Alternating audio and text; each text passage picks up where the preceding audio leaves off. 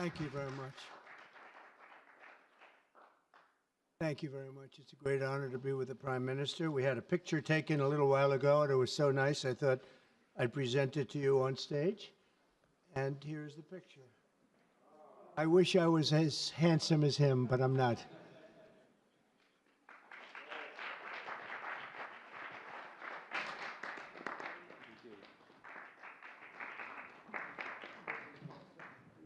Okay, thank you. Wow.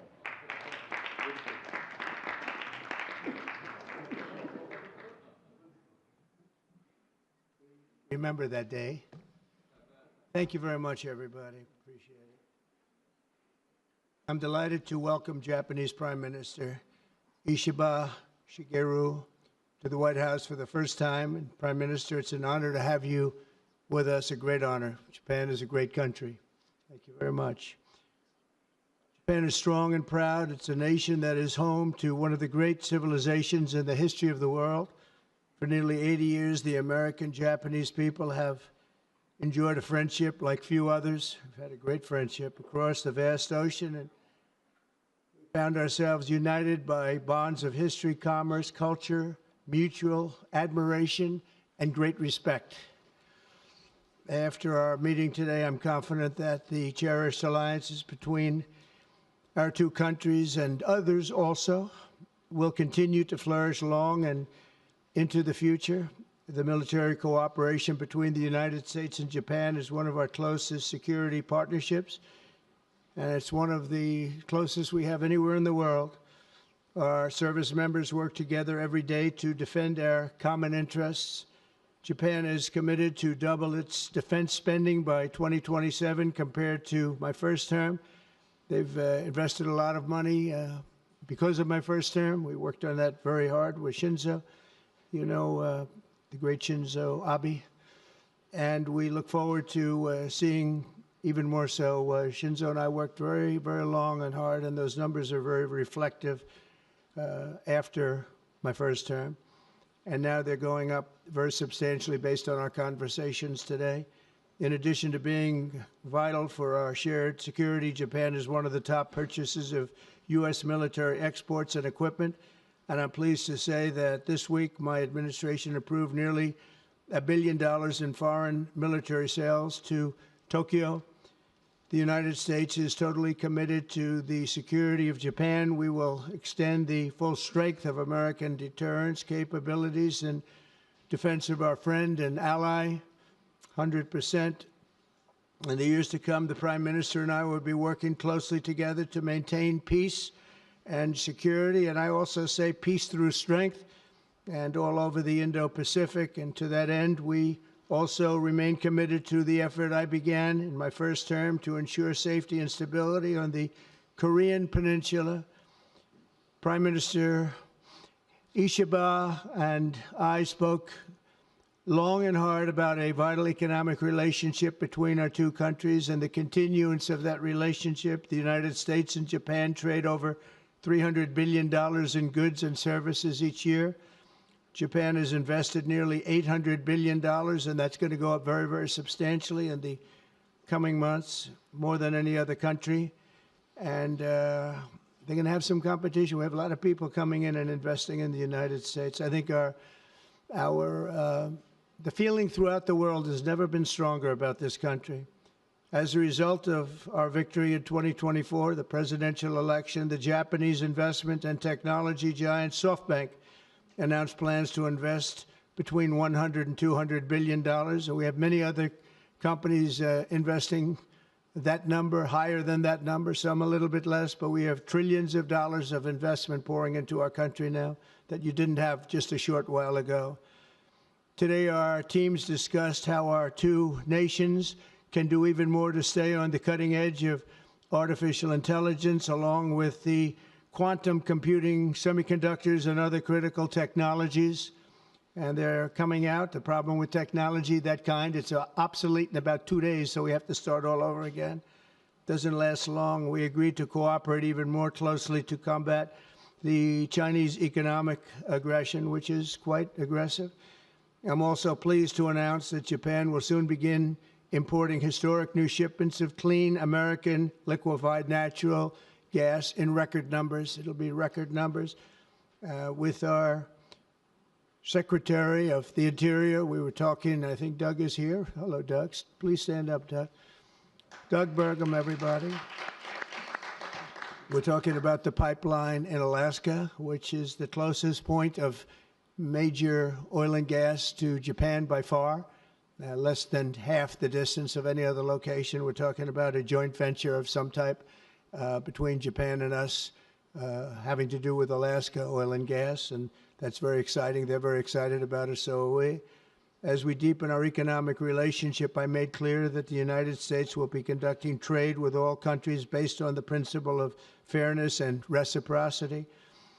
Chronic trade deficits not only undermine our economy, they really do, and we're going to get rid of the trade. We have a trade deficit with Japan of over $100 billion, but we're going to work that out, and I think very quickly, frankly. We can do it just on oil and gas. We can work it out, so we intend to do it very quickly. We both understand that. And as America welcomes new foreign investment, we also want to ensure that companies build their products and factories here in America, not simply buy the assets that we have. And Japan is going to be opening up auto plants. New auto plants are being built currently as we speak. They've just been started. Toyota is one, and Nissan's going to be doing something very exciting about U.S. Steel. They'll be looking at an investment rather than a purchase. We didn't like the idea. U.S. Steel is a very important company to us. It was the greatest company in the world for 15 years, many years ago, 80 years ago. And we didn't want to see that leave. And it wouldn't actually leave, but the concept, psychologically not good. So they've agreed to invest heavily in U.S. Steel as opposed to own it. And that sounds very exciting. And we're going to meet with Nissan next week, the head of Nissan, very great company, and they'll work out the details. I'll help. I'll be there to mediate and arbitrate. And I had the privilege of working closely with the great Prime Minister, as you know, and you know him very well, Shinzo Abe, the longest-serving Prime Minister in Japan's history. Likewise, I expect that this Prime Minister is going to be a great one. I really believe that he's going to be a great one. I've gotten to know him for not long, but I can see what they have. He's got the qualities of greatness. He's going to do a fantastic job for Japan and for the Japanese people. And I'd like now to invite the Prime Minister to say a few words, and then we'll take some questions. Mr. Prime Minister, thank you. Thank you very much.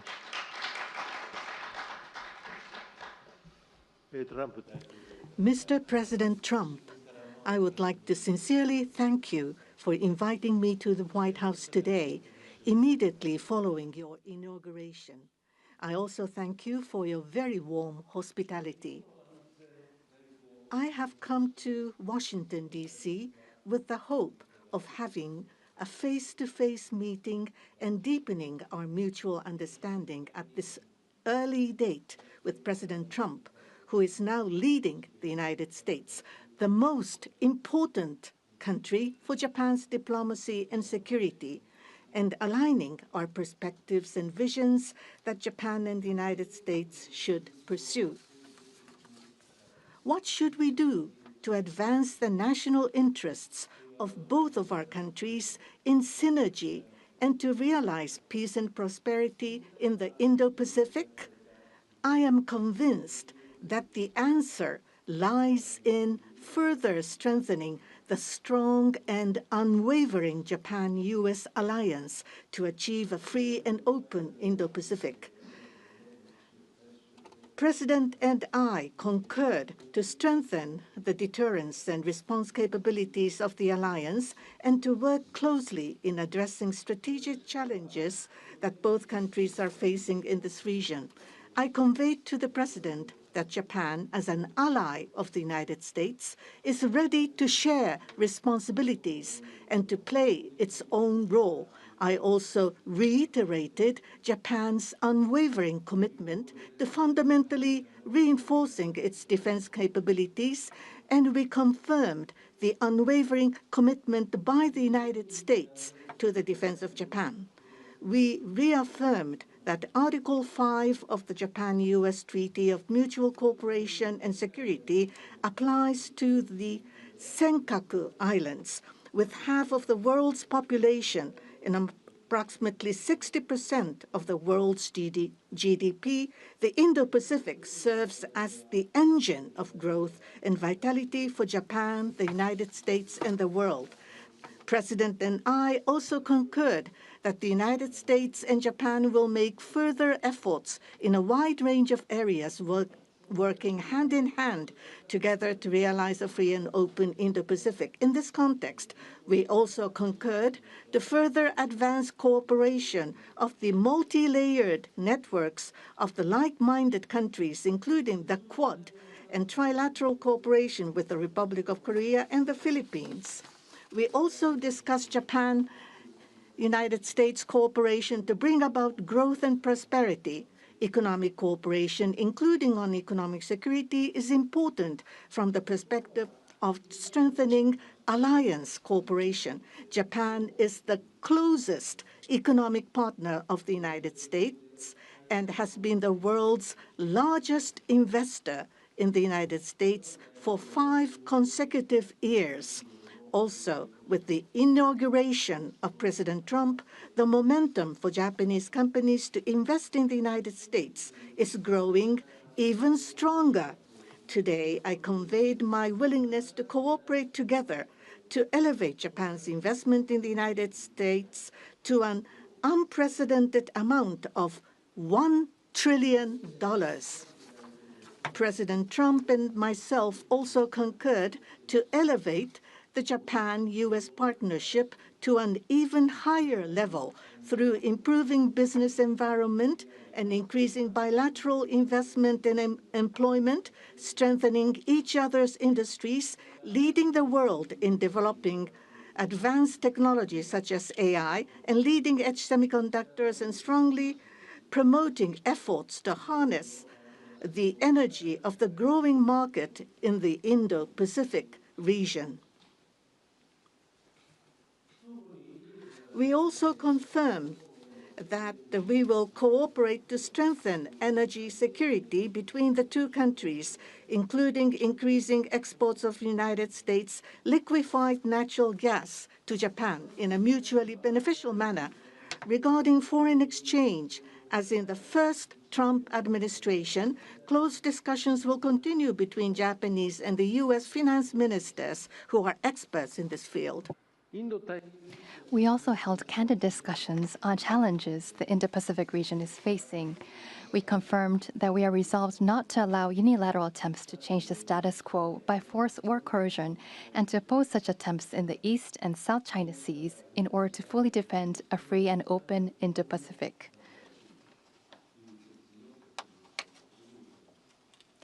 We also reiterated the importance of peace and stability across the Taiwan Strait. Regarding North Korea, we affirmed the need to address its nuclear and missile program, which poses a serious threat to Japan, the U.S., and beyond, and that Japan and the U.S. will work together toward the complete denuclearization of North Korea. As the abductees and their families continue to age, I conveyed my strong sense of urgency and determination directly to President Trump, and gained his renewed strong support for the immediate resolution of the abductions issue.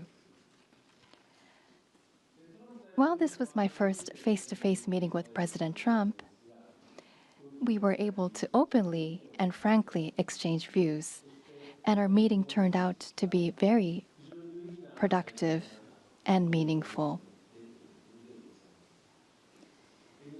As a result of today's meeting, which marked a new departure for the Japan-U.S. relations, we are issuing a Japan-U.S. Joint Leaders Statement. This document will serve as a compass for further cooperation between our two countries. On the basis of these deliverables, I look forward to working together with President Trump, who I respect immensely, to usher in a new golden age of Japan-U.S. relations. I look forward to welcoming you to Japan.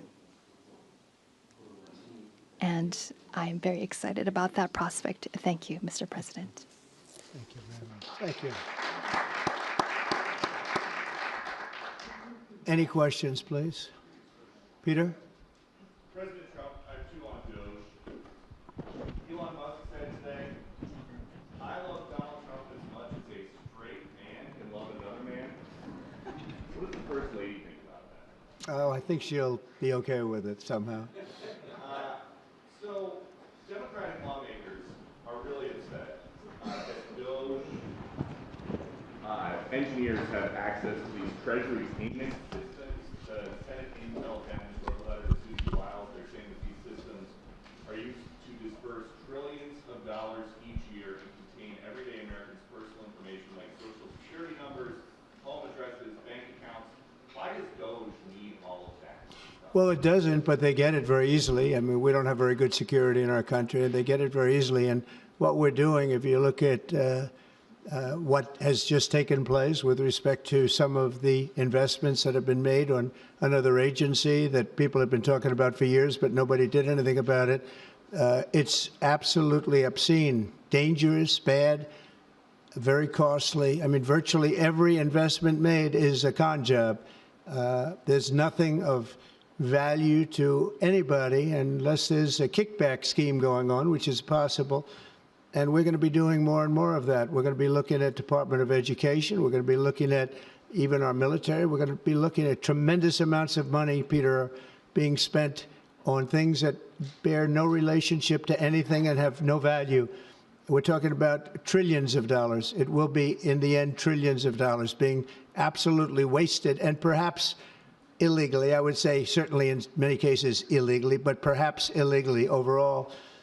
And I'm very proud of the job that this group of young people, generally young people, but very smart people, they're doing. They're doing it at my insistence. It would be a lot easier not to do it, but we have to take some of these things apart to find the corruption. And we found tremendous corruption. You mentioned the Department of Education. What do you think when you saw Democratic lawmakers trying to get into the Department of Education earlier today? Oh, I see the same ones. I see Maxine Waters, a lowlife. I see, you know, all these people. They don't love our country. They don't love our country. We want great education. So they rank 40 countries in education. We're ranked dead last, dead last. But the good news is we're number one in one category. You know what that is? Cost per pupil. We spend more per pupil than any other country in the world. You look at Norway, Denmark, Sweden, various countries all up and down, Finland, China does very well in education. And then you look at us. We spend much more money than they do per pupil or any other way. But we spend much more money than they do, and yet we're ranked this year, Biden's last year, congratulations, Joe, we're ranked dead last. So what I want to see is education. Number one, I like choice. We all like choice.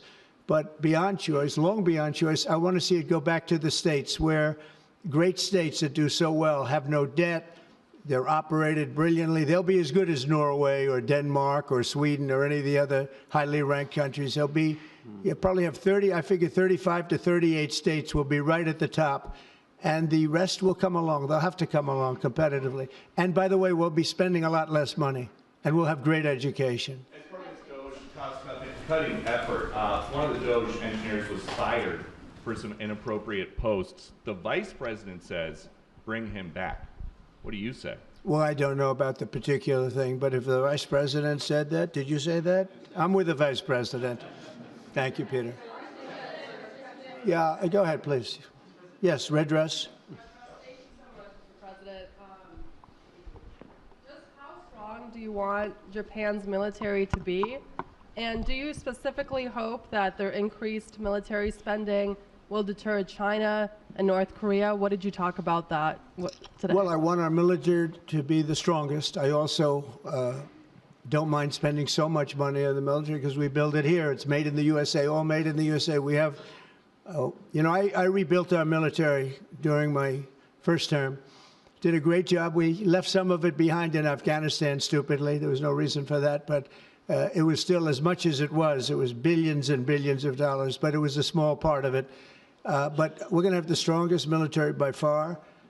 We have great people. I want to congratulate Pete Hegseth for having gone through the gauntlet. He went through a lot, but he got through, and he's going to be a tremendous, I have no doubt he's going to be a tremendous leader.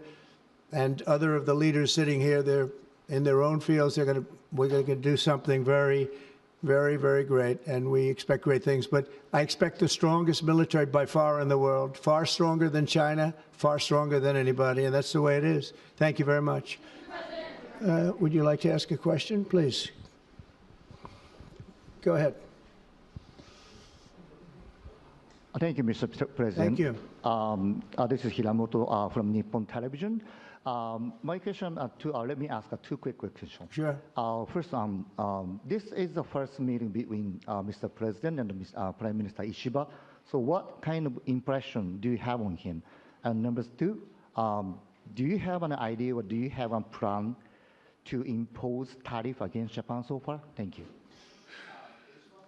I think that he is going to be a great prime minister. I think he's a very strong man, very, very strong. I have great respect for him. I've known him for a long time through a reputation. Shinzo Abe thought the world of him, and I think he's going to do a fantastic job as prime minister. A very strong person. I wish he wasn't so strong. I wish he was a little bit weaker than that, but that's what I got. I have to get strong guys all the time. He's going to be a great prime minister. I also, in terms of tariffs, I mean, we're going to have tariffs, mostly reciprocal tariffs, where we go with, and I'm going to be probably meeting on that Monday or Tuesday, have an announcement, probably a news conference, but probably reciprocal tariffs where a country pays so much or charges us so much, and we do the same. So very reciprocal, because I think that's the only fair way to do it. That way, nobody's hurt. They charge us, we charge them. It's the same thing. And I seem to be going in that line as opposed to a flat fee tariff. Okay? Yes, go, please. Please, go ahead. Why don't you go ahead?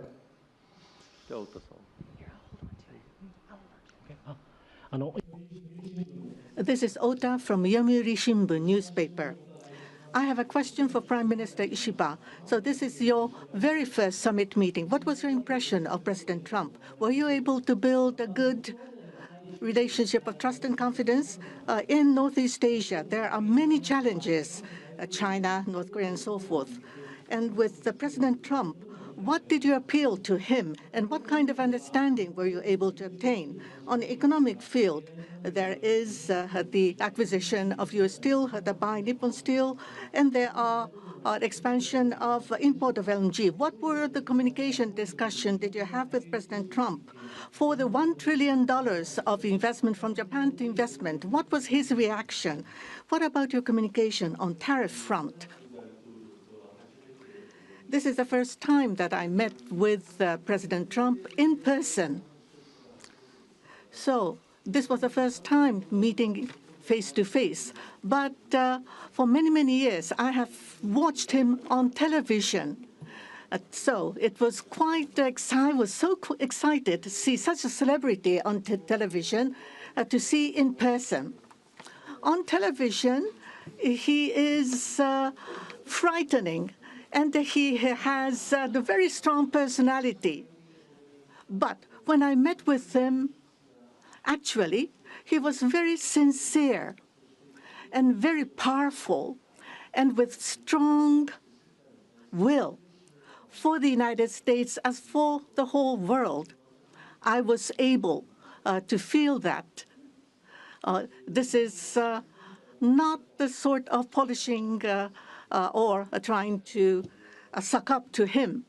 For the world peace and for the regional stability that both of our countries need to play our role and make our endeavors and responsibility. As for the increase of our defense expenditures, it is not that we are told by the United States to do so. Japan, on our own decision, and on our own responsibility, we need to increase our defense expenditures. But of course, we need to communicate and consult with the United States. But the responsibility is with Japan, and the decision is with Japan. Now, on the tariffs, that if it is mutually beneficial, tariffs need to be set. And as for Japan, as Mr. President has introduced to us, an unprecedented investment will be made from Japan to the United States, and so many jobs will be created.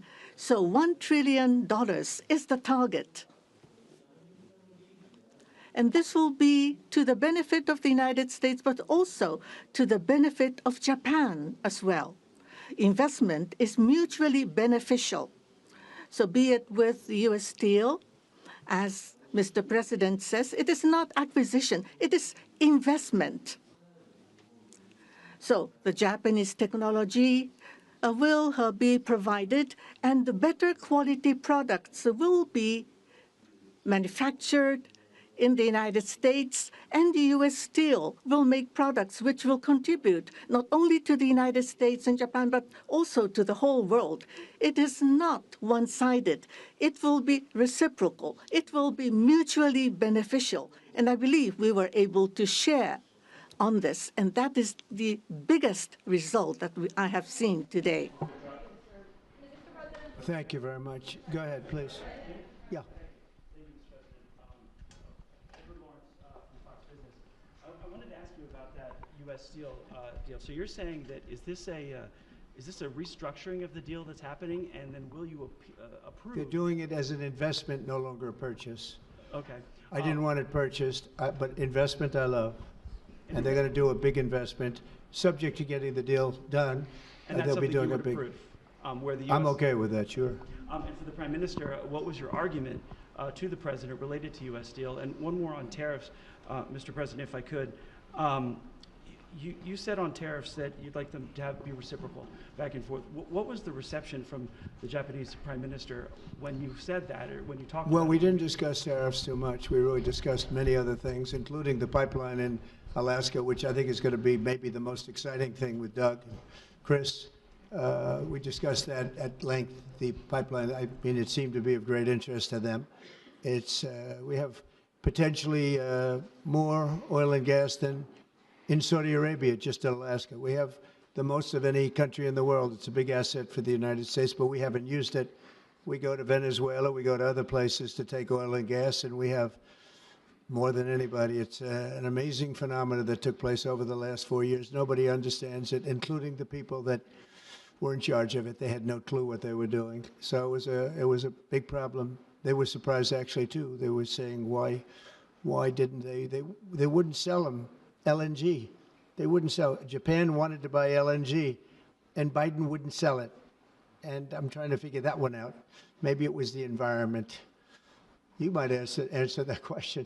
He's curious about that himself, I think. Thank you very much. If you want to answer that, you may, about LNG, that the United States wouldn't sell you LNG.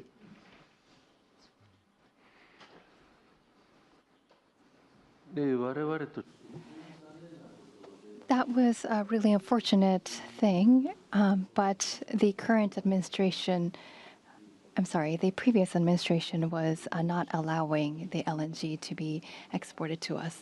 I believe that President Trump, on the day of his inauguration, allowed us to resume this importing. I think this is something that is really wonderful for us.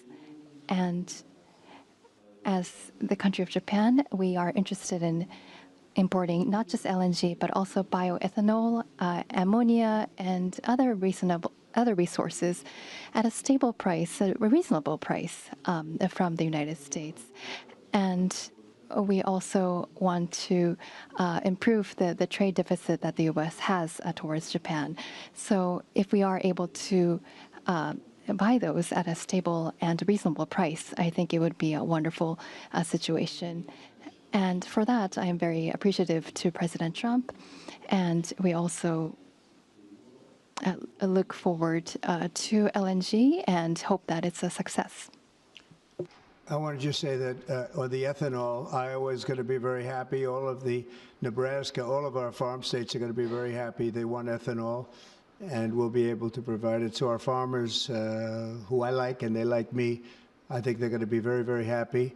We've opened the sale of LNG immediately. Actually, we did it a few days ago, and China right now, not only China, everybody wants to buy it. We have more than anybody, and they're all buying it. But Japan, in particular, we're very happy that they're going to start immediately, and we can supply it to the world. But we're supplying it to Japan, and they can always be right up in the front of the line. Yeah, go ahead, please.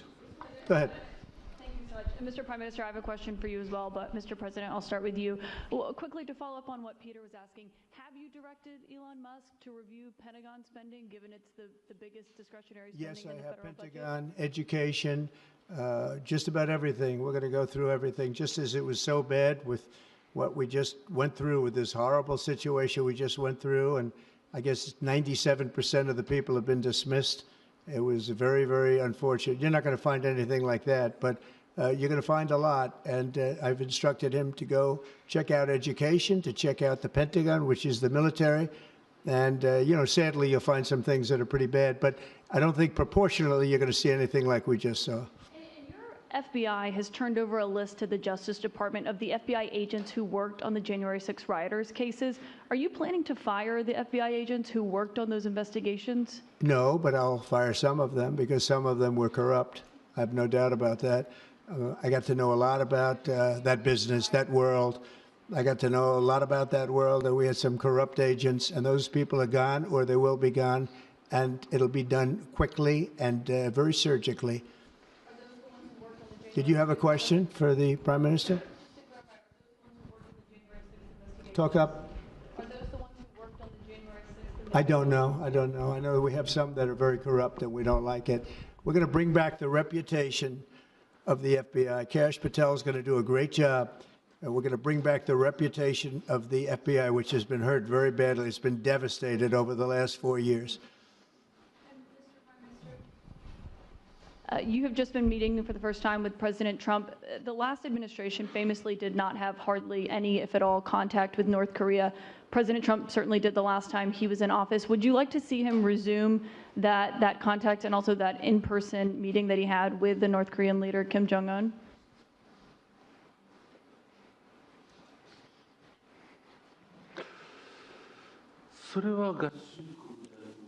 That is something that the United States needs to determine on its own, and it's not something that we should request. Having said that, but for example, in Vietnam or Singapore, the President of the United States, President Trump, was able to meet with Kim Jong-un. I think that's a very positive development. So now that President Trump is in power again, if we are able to move towards resolving issues with the North Korea, I think it would be great. And of course, for us, that includes not only denuclearization, but also resolving the abductee issue. And so not only the victims of the abductees, but also their families too are aging. And so our time is limited. So if the President of the United States, if President Trump is able to resolve this issue, we do understand that it's a Japan issue first and foremost. Having said that, we would love to continue to cooperate with them. It's actually a good question, and we will have relations with North Korea and with Kim Jong-un. I got along with him very well, as you know. I think I stopped the war. I think if I wouldn't have won that particular election, you would have ended up in a very bad situation. But I did, and we had a good relationship, and I think it's a very big asset for everybody that I do get along with him. I get along with him, he gets along with me, and that's a good thing, not a bad thing. And I can tell you that Japan likes the idea because their relationship is not very good with him. And if I can have a relationship with not only him, but other people throughout the world where there seem to be difficulties, I think that's a tremendous asset for the world, not just the United States. Go ahead. I have a question for you and for the Prime Minister as well. Mr. President, I wonder what you make of the criticism from Democrats that these staff reductions, the cuts that Elon Musk and Doge are doing are an unlawful power grab. And is there anything you've told Elon Musk he cannot touch? Well, we haven't discussed that much. I'll tell him to go here, go there. He does it. He's got a very capable group of people.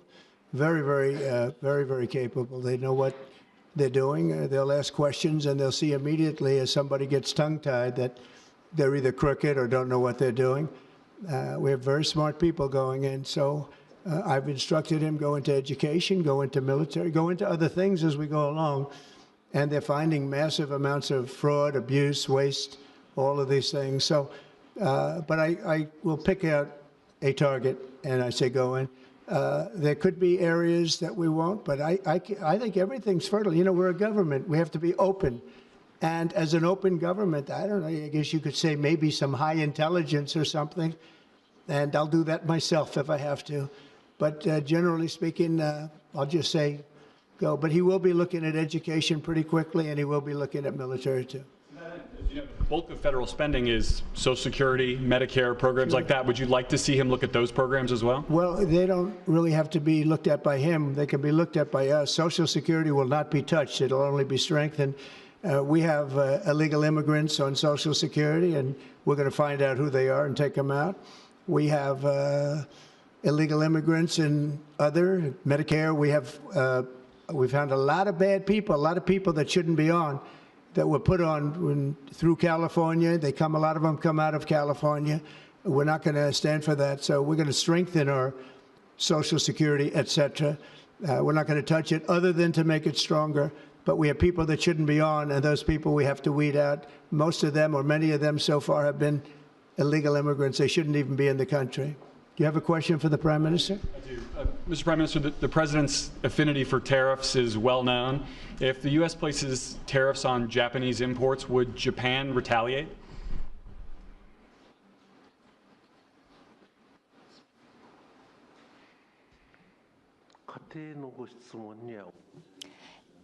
I am unable to respond to a theoretical question. That's the official answer that we have. That's a very good answer. Very good answer. Wow. That's very good. He knows what he's doing. Thank you very much, everybody. Thank you. Thank you.